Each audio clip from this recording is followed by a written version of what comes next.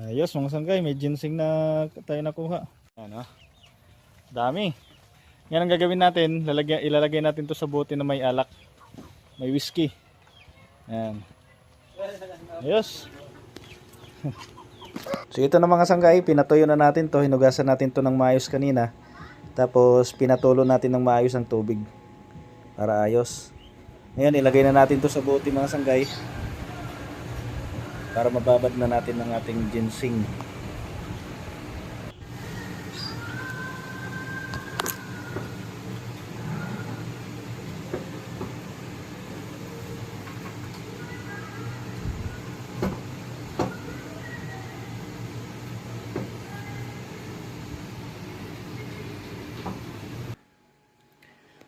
Alright mga sanggay, ito na yung ating